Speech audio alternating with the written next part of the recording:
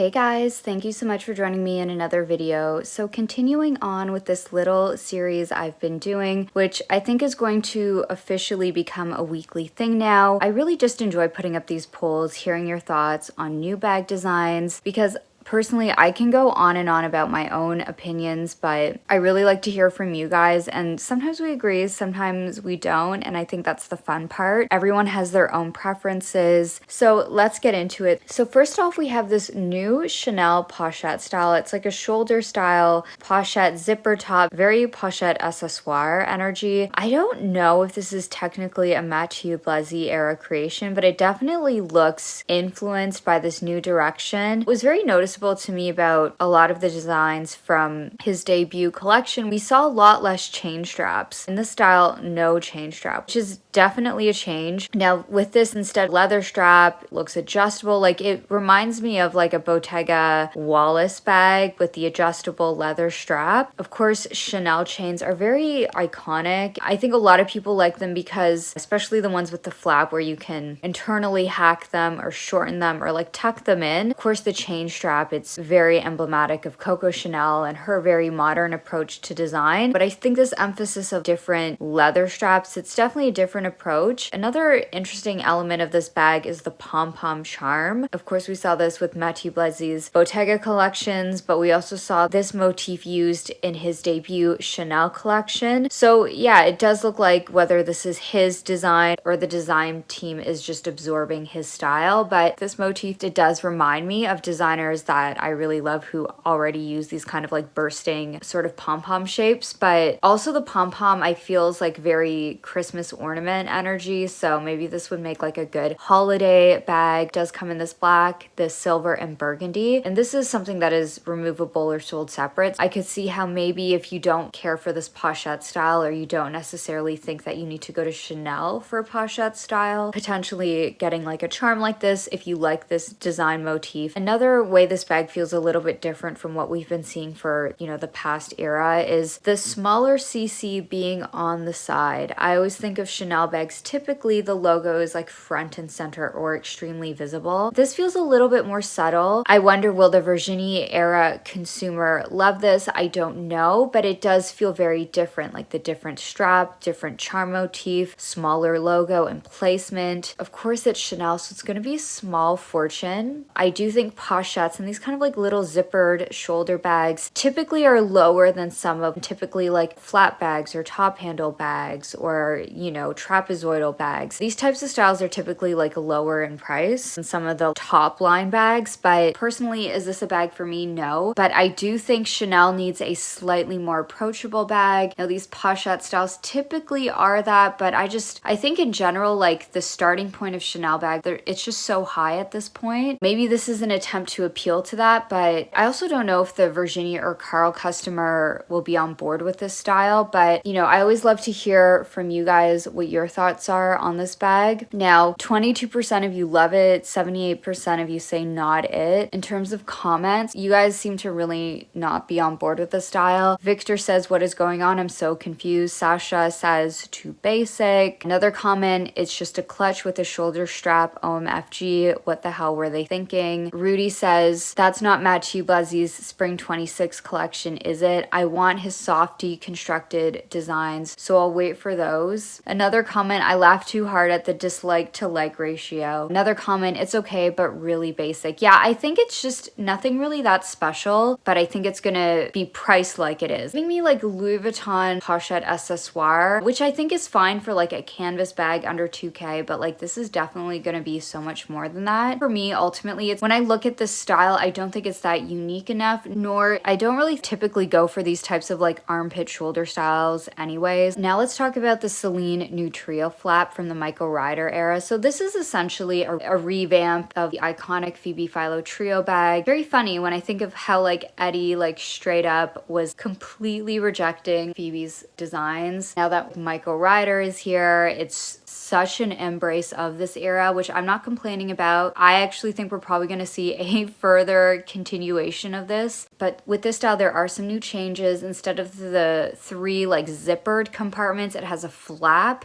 with a button at the top, which is also like, I think, a design motif Michael Ryder is also leaning into. Some of these sort of like top openings, top closures, instead of side flap opening, a side flap closure, which is a way for him, I think, to make it more of like his own. The straps are also adjustable, so you can wear it shoulder or crossbody.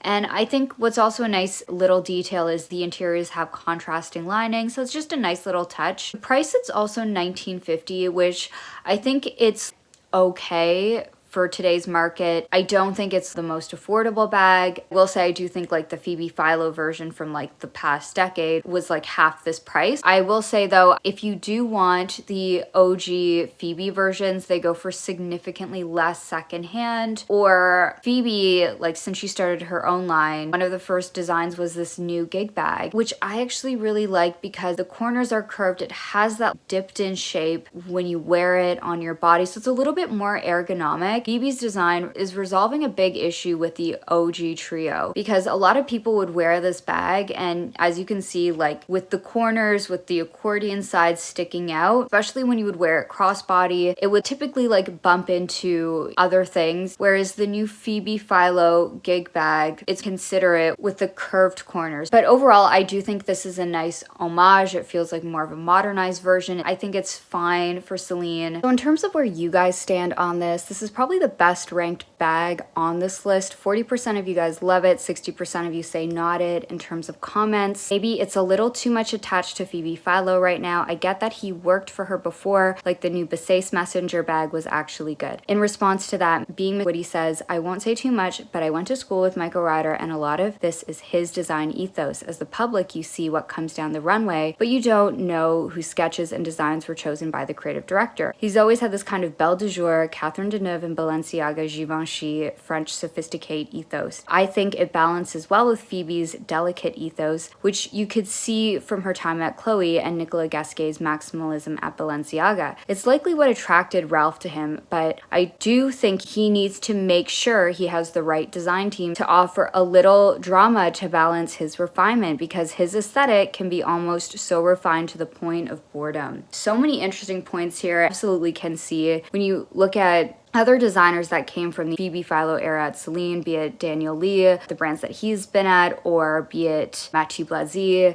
at the brands he's been at, like you absolutely see there's certain designs that certain designers gravitate towards, and it always makes me wonder if they like worked on those specific designs. I also agree with your point. I definitely think it's one of these brands that benefits when there's like more drama. It may not necessarily be the trendiest brand. I think it always captures like what the style is, and that style that Michael Ryder is going for, being even more dramatic with it could help, and also expressing that with the bags. Another, in response to that, no words, you enlighten me with things I didn't know much. Perhaps time is the answer. Awesome to hear you were his classmate before Holy. Yeah, it is really awesome to hear. From Violet, so I saw this bag in person this past weekend at a Celine store. I actually quite like it. It is similar in shape to the original PHILO Trio bag.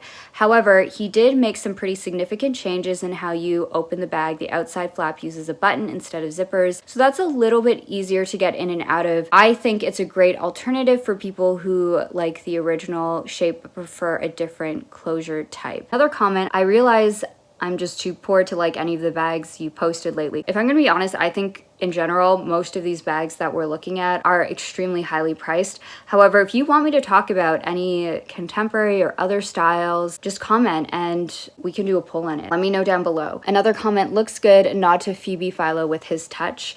Another comment from Ryan, I'm only saying no because I hate the silhouette. Vuitton Croissant is the same thing and it doesn't wear well. It becomes too puffy when you put stuff in it. I definitely see it as a style that isn't for everyone. Another comment, a friend bought it the other week. The leather felt nice and soft. Aesthetically though, it's not for me. The strings on the side look messy. Same issue I have with the gig bag. Much prefer the original tree. That's kind of my thought on this. This style, like there is a multitude of versions of the trio. Like it's not just a crossbody. I picked up this in the clutch because this wasn't necessarily a style I needed to have as a crossbody, but I picked up the roll-up clutch version. So another comment from Ambrose Noir, I love the bag, but hate the double logo. For me, when I look at the double logo, like what I think it symbolizes is like it's sort of like the joining of the periods, like how Eddie loved the Triomphe. We love the more minimal text, and this is kind of like the joining of the two with Michael Ryder. And so this is kind of how he is doing his branding, but I think it is also representative of what the style of Celine is. It is this fusion, this like marriage of the two. Another comment, I actually prefer the Row twin bag. It fits more and only zipper feels more secure. Now let's talk about the Valentino DeVain bag. It's essentially like a slim kind of pochette style, like a lot of these sort of like slimmer styles we're seeing. Again, very pochette accessoire energy, but it does have a flap. The style comes in a very clean, plain leather version. I think what is most intriguing are these maximal embellished iterations, like the pearls, the beading, the crystals. That's what makes it Alessandro Michele, that more whimsical, embellished side. These are probably the most interesting styles to me. It does have the logo front and center, which Valentino has continued on from the previous eras. Some versions of these sit under the 2K mark. Again, some of these are embellished, so they're a little bit different. I actually think they're quite cute. It does have that vintage embellished look that is very Alessandro, and I think that's why his Gucci did so well. Like, they still felt like nostalgic and playful. In terms of the silhouette, this under the shoulder style, it's the look that is very now versus like his creations from the Gucci era, which were like crossbodies that dominated the 2010s. And I think this direction for Valentino, I think it makes sense. I will say I did appreciate how Alessandro did bring entirely new designs, be it like the Dionysus or the Marmont. How major that was in terms of branding Gucci in a modern way. It does seem like Valentino really wants to stick with this V logo front and center versus the Dionysus or Dionysus. I always say that name wrong. Those bags, that specifically the branding, it just felt very signature to that era. Personally, what I like about this bag is that it is Alessandro being himself. He's being true to his design aesthetic, that like embellished vintage look. Get the appeal in a style like this. Some of these bags are under the 2K price point. Now, in terms of what you guys had to say,